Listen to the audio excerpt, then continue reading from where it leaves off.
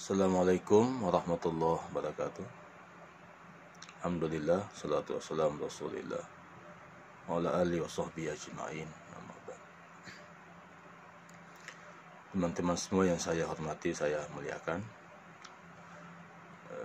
kita bersyukur kepada Allah di hari ke-12 Ramadan ini kita bisa kembali hadir untuk melanjutkan proses perkuliahan kita dalam mata kuliah ilmu Al-Quran.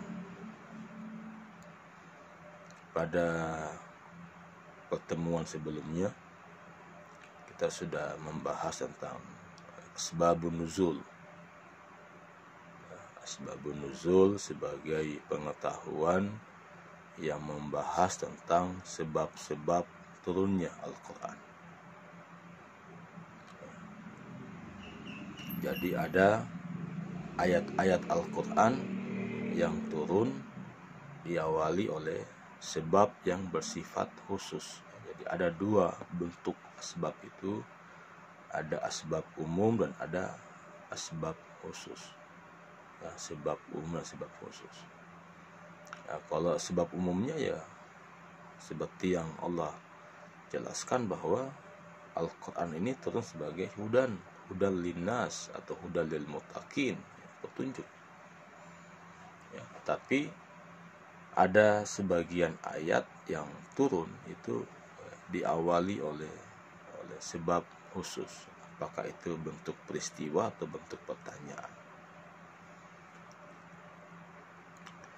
Dalam kuis sebagai evaluasi pembelajaran pekan lalu, ada beberapa yang tidak memahami soal tentang apa fungsi ayat yang turun yang diawali oleh sebab. Kalau teman-teman memahami konseptual asbab yang disampaikan oleh para ulama, ya, maka di situ terkandung fungsi. Apa tujuannya?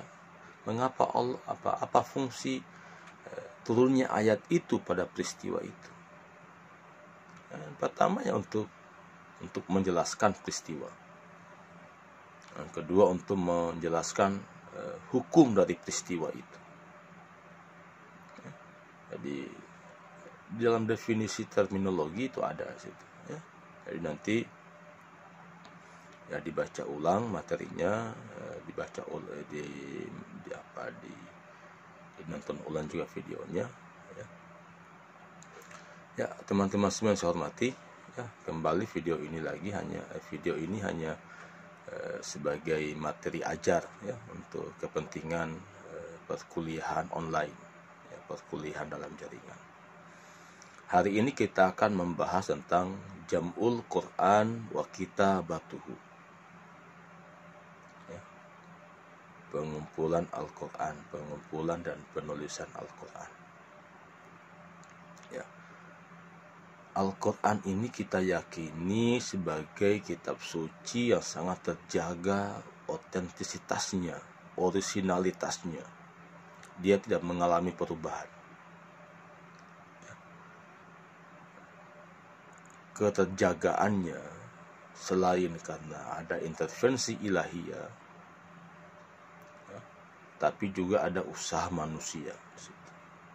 Ya, ada usaha manusia.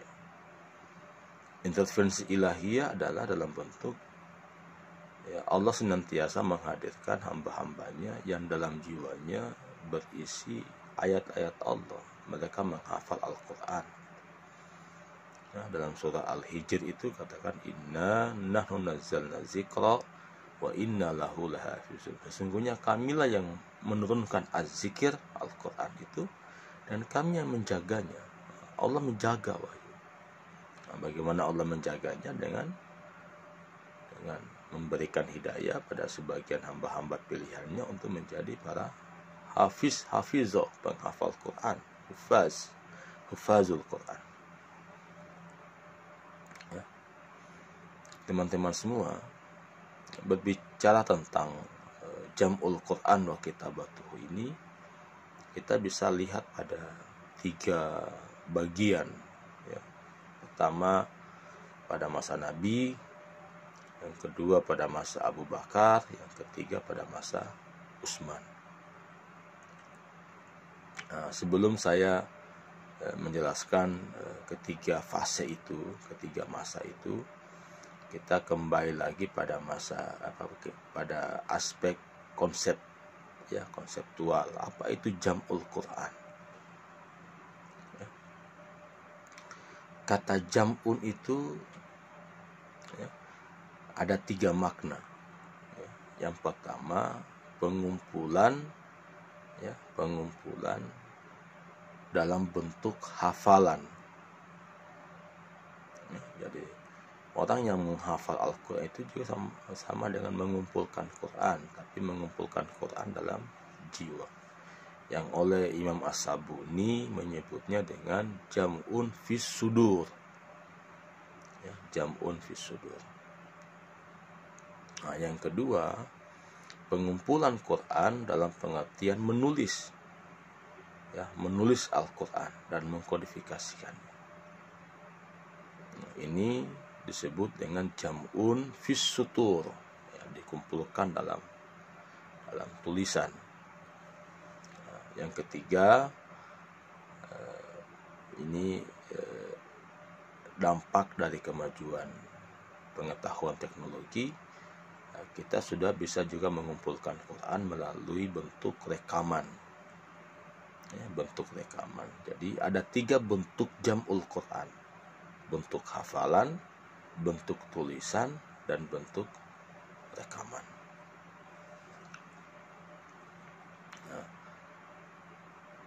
Kita pindah ke masa Rasulullah.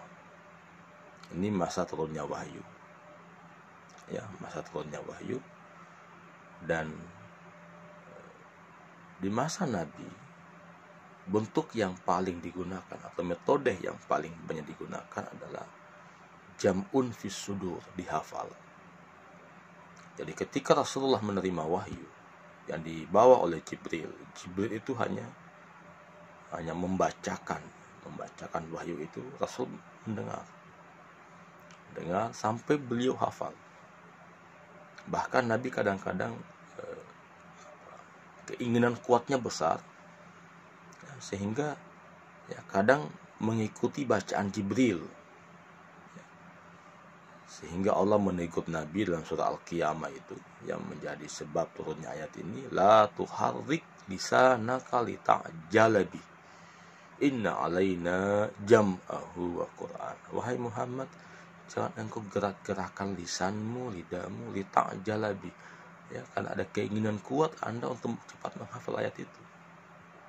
Ya, katakan inna alaina jam'ahu, ya, sesungguhnya kamilah yang mengumpulkan Quran itu pada dalam jiwamu, ya. Itu yang paling utama. Jadi ketika Nabi sudah menerima wahyu dari Jibril dalam bentuk hafalan tadi itu, maka Rasulullah mengumpulkan sahabat-sahabatnya, ya, membacakan wahyu dia terima sampai sahabat-sahabatnya hafal.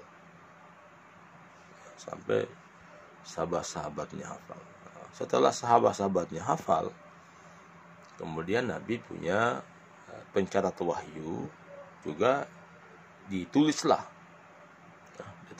wahyu itu di media-media yang sangat sederhana, ya, pelepah kurma, ya, batu-batu tipis dan macam-macam sebagai media. Ya. Di sini di zaman Nabi ini belum ada mushaf Quran. Nah, kalau ditanya kenapa belum ada mushaf Quran? Karena Qurannya belum tuntas. Ya, Nabi sedang dalam proses menerima wahyu. Jadi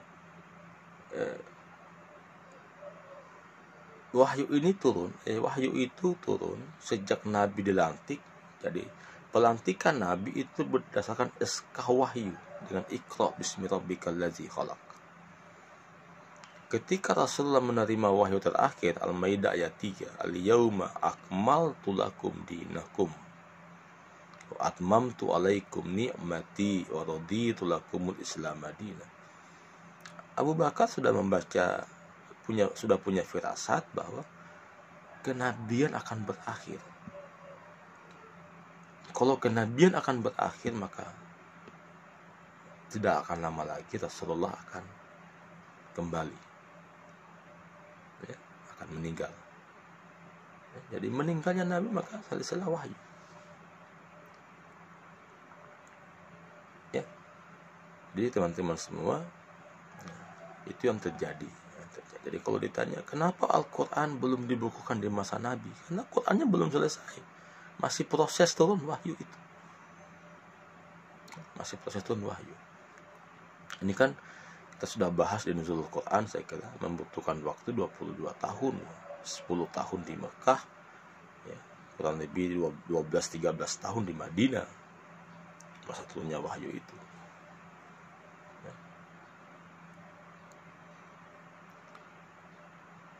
Jadi kondisi atau keadaan jam'ul Quran di masa Nabi itu hanya bersifat hafalan dan bersifat tulisan-tulisan di sahifah-sahifah, di lembar-lembaran, ya, yang belum dikumpulkan menjadi satu. Ini singkat saja, nanti teman-teman baca materi teksnya yang lebih lengkap saya kira.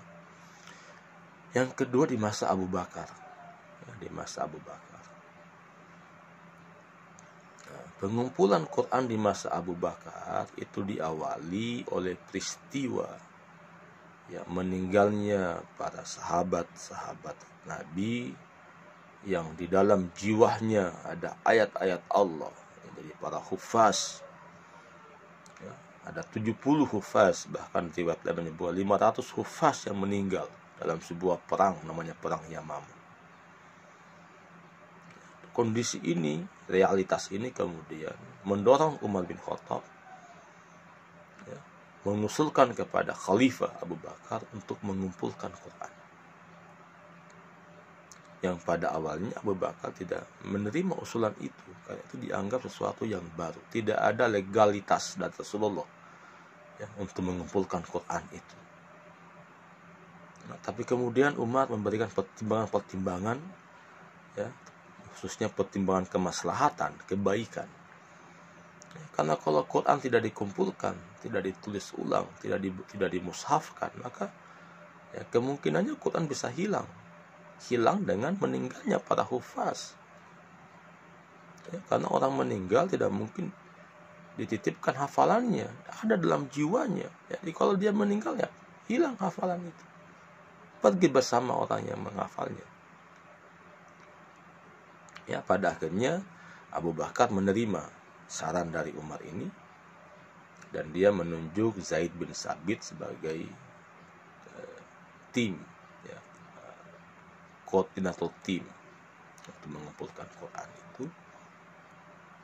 Ya, kenapa Zaid dipilih? Ya, Zaid itu sebagai sekretarisnya wahyu Rasulullah. Yang kedua, Zaid itu ya penghafal Quran. Yang ketiga, Zaid itu orangnya cerdas, warah, ya, punya spiritual yang baik, pribadi yang baik. Ya. Yang keempat, Zaid sering menyaksikan wahyu turun. Jadi, ya, namanya sekretaris wahyu, maka, ya, dia yang pertama kali dihubungi Nabi ketika Nabi sudah menerima wahyu, ya Zaid yang pertama kali dihubungi. Jadi Zaid selalu mendengar langsung wahyu yang dibaca oleh Rasulullah untuk dihafal oleh para sahabat-sahabatnya. Kemudian setelah itu saya tulis. Ya, maka Abu Bakar memilih dia sebagai tim, dibantu dan oleh Umar bin Khattab. Bagaimana cara kerja dari tim ini? Ya, cara kerja tim Zaid di masa Abu Bakar, cara kerjanya adalah mereka mengumpulkan kembali lembaran-lembaran Quran yang ditulis zaman Rasulullah. Itu menjadi sumber dasar, menjadi bahan pokok, ya, bahan pokok dasar dalam mengumpulkan Quran. Ya, karena Zaid sendiri yang nulis itu ditambah dengan sahabat-sahabat yang lain. Nah, yang kedua, melalui setoran hafalan. Jadi disampaikan kepada semua umat Islam pada masa itu, khususnya sahabat-sahabat Rasulullah yang memiliki hafalan Quran untuk datang menyetor hafalannya ke panitia itu. Tapi Anda datang menyetor hafalan harus membawa 2 orang saksi, ya. 2 orang itu juga menghafal ayat yang sama dengan apa yang Anda ingin sampaikan pada panitia itu, sehingga tidak terjadi manipulasi dan terjadi kebohongan. Ya, itu cara kerja yang dilakukan oleh tim Zaid. Nah, mengumpulkan itu. Setelah dikumpulkan, Umar mengumpulkan semua umat Islam di masjid. Ya, untuk apa? Untuk mendengar, ya, untuk mendengar ayat-ayat Quran yang telah disusun, yang telah dikodifikasi oleh panitia Zaid, ya, oleh panitia Zaid bin Sabit.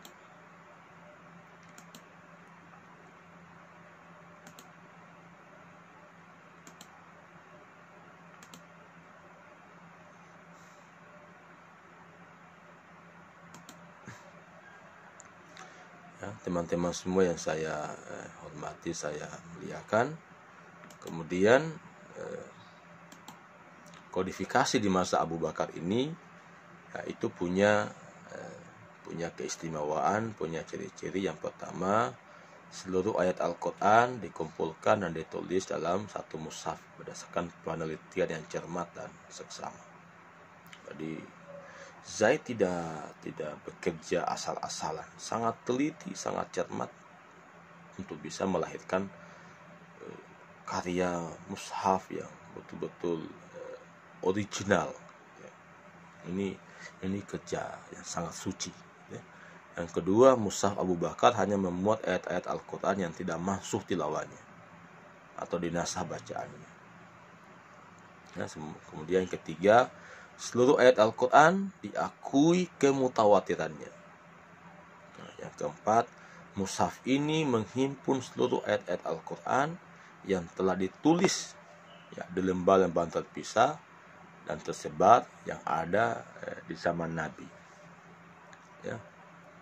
Dan mushaf di masa Abu Bakar ini sudah mencakup 7 dialek, ya, ahrufus sab'ah, sebagaimana Al-Quran diturunkan. Kemudian di masa Utsman, di masa Umar bin Khattab tidak ada kegiatan pengumpulan Quran. Ya, Umar bin Khattab, ya, menjadikan mushaf Abu Bakar sebagai pedoman dia. Ya, tidak ada masalah pada masa itu, aman gitu. Ya, karena Abu Bakar itu seorang pemimpin yang sangat dihormati, tegas, gitu, pribadi yang kuat. Jadi tidak ada masalah. Nah, di masa Utsman, problem pertama yang muncul adalah problem meluasnya wilayah Islam. Jadi masa Umar itu masa masa ekspansi wilayah, ya, sehingga dengan kerja Khalifah Umar bin Khattab, Khalifah kedua itu, daerah Islam semakin meluas. Ya, Islam tersebar di berbagai daerah yang tidak hanya Arab. Dia sudah masuk di wilayah non-Arab. Dan itu membutuhkan wahyu, membutuhkan Al-Quran. Apakah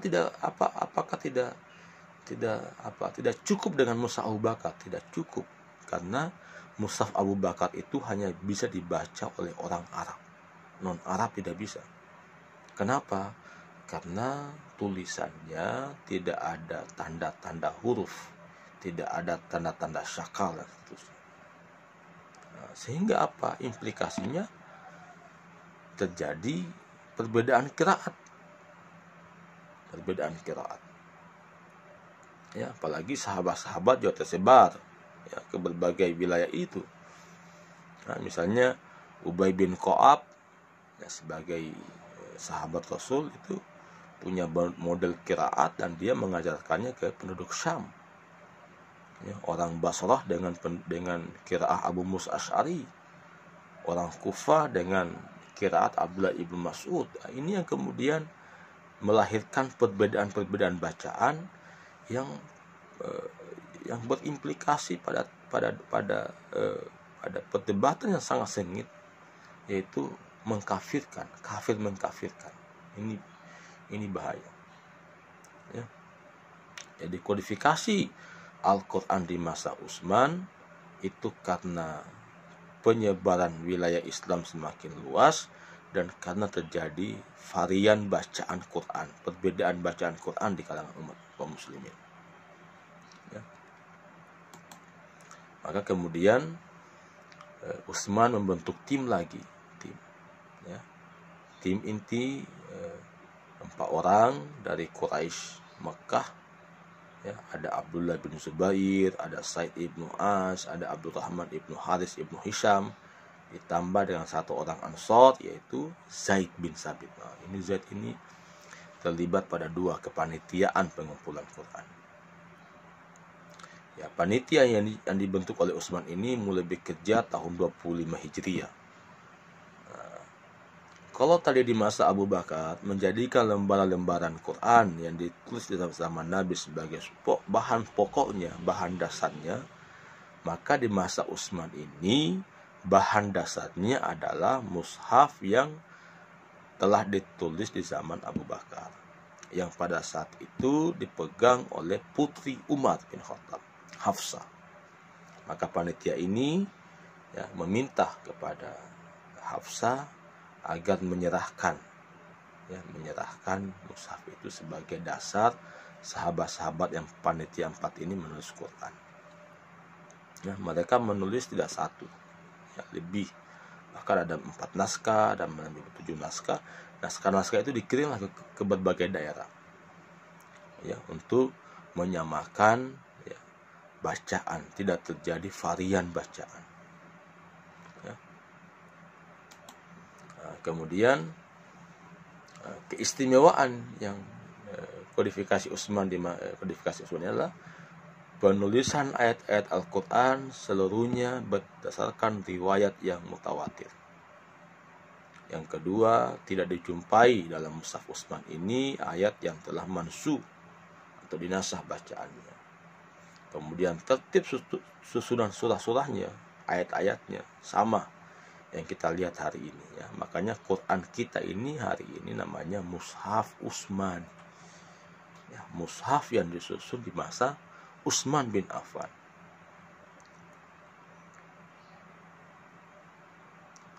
Itu saya kira yang menjadi keistimewaan, ya. Nah, kemudian perbedaan antara kodifikasi masa Nabi, masa Abu Bakar, masa Utsman.